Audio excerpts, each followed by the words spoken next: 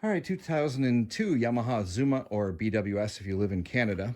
I don't know if Europe called them the BWS or not. Either way, doesn't matter. This is the 50. I just did the headlight modification where you make both bulbs come on. Usually the low is on one side and the high is on the other. So it always only one light on. But there's a modification where you just connect the two side by side. They're the same bulb on both sides, and you just connect the two together. There's probably 20 videos out there showing how it's done, and it's been being done for God knows how long, 10, 15 years.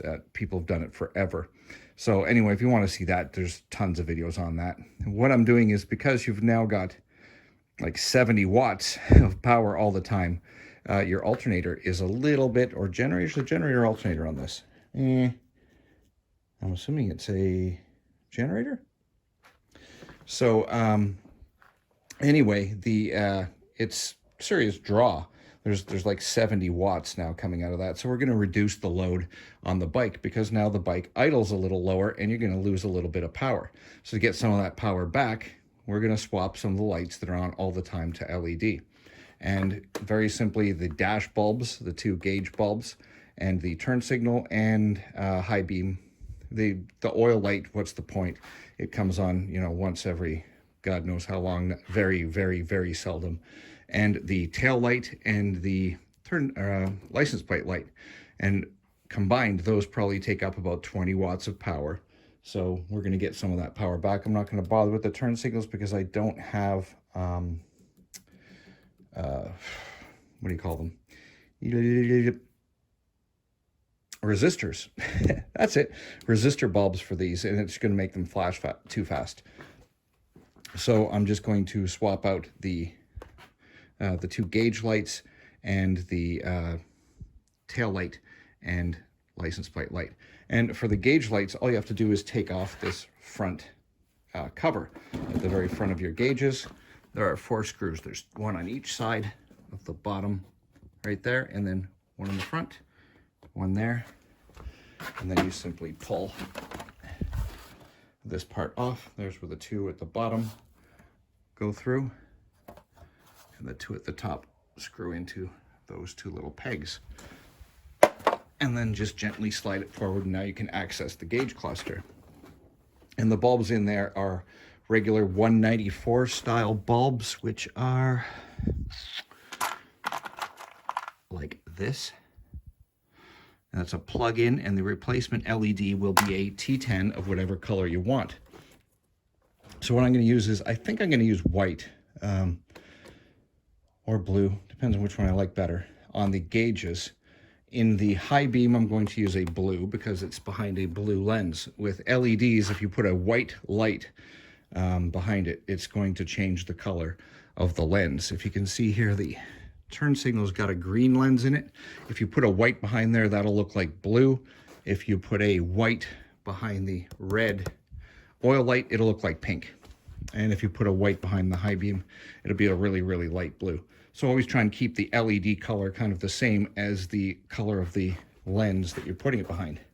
So we're going to put, don't have a green LED, so I'm going to put a yellow, and it'll probably turn the whole gauge to yellow when it flashes, which is fine. That's a normal flasher color.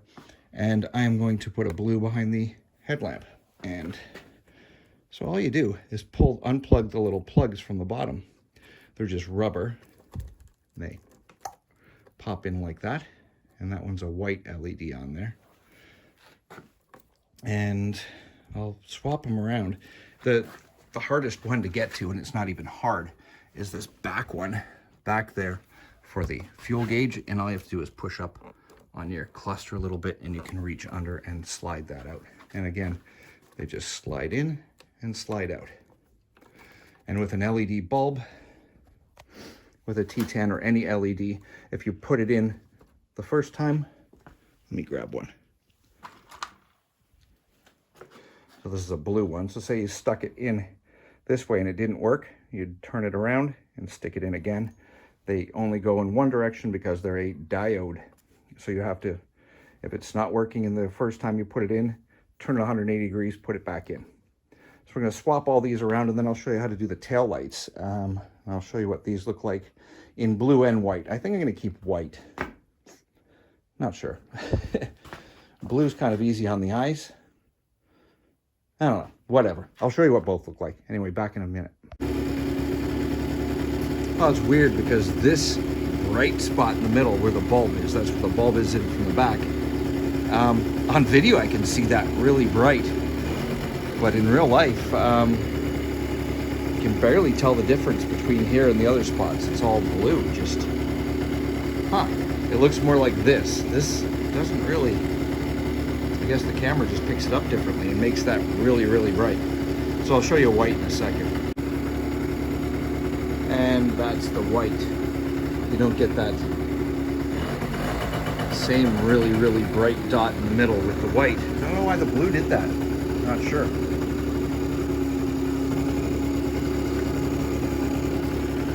don't know if I like the white or the blue. Anyway.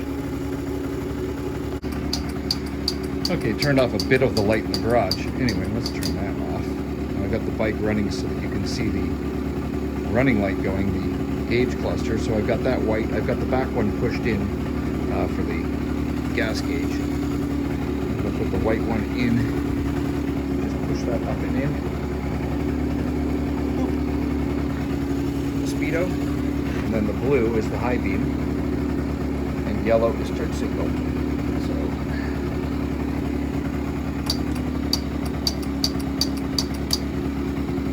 They're flashing rapidly because I don't have the rears hooked up. Let's put the blue high beam one in.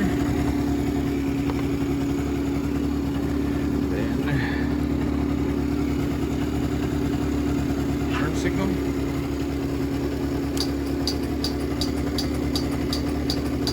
Again, that's because I don't have a green one. If I had a green one, I'd stick it in there. I can show you what a white would look like. They look like crap. I just did try it.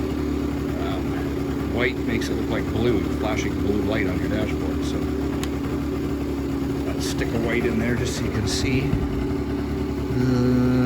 Choose a white. There's a piece of grass in there. Put this down for 1 second.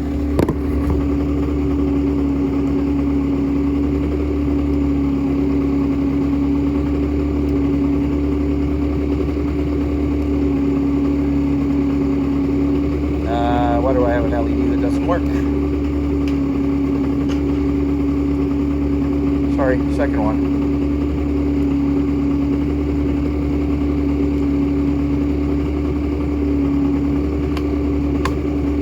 This one's not working either. What the heck is going on? Oh. That would help. I'll turn the turn signal on. So now let's swap the turn signal over for a white one. And you're going to get that funky light blue flash. Hey, if you like it, go for it. I'm just going to use a yellow one because I'd rather have it yellow than light blue. So anyway, I'm going to put these in and put the, now that everything up here is switched to LED, I'm going to move on to the back. Okay, I have my tail light assembly off for a different reason. You don't need to remove it to replace these bulbs, obviously. There's only 4 screws to take off. There's 2 Phillips here. This is for the license plate light, and then 2 there for the tail light and brake light. So I'm going to take those off and be back in 2 seconds. Okay, so the 4 Phillips screws are out. So for the license plate light, there's 2 parts to this. There's a little lens inside, and then there's the cover. And it should come out in one piece. Then you've got your bulb in here, which is simply push in and turn to release it.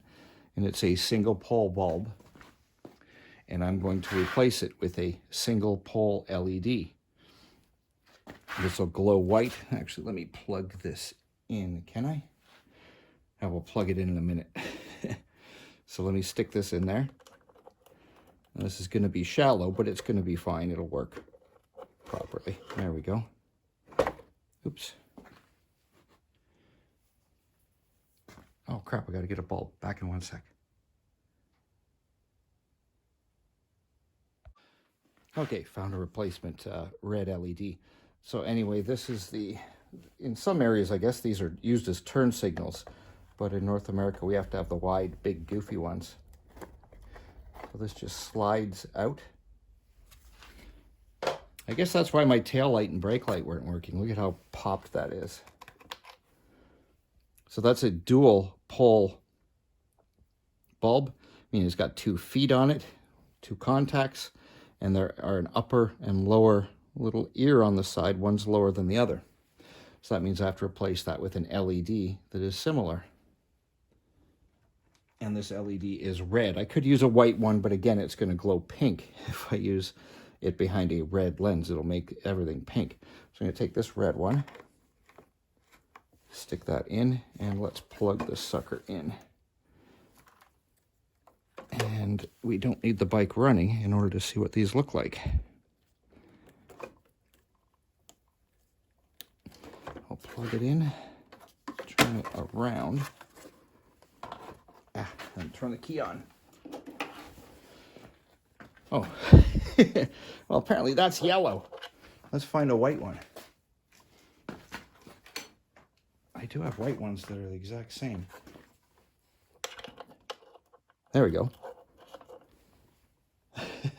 So there's the white one. There's red, and let me pull the brake light. It should be 2.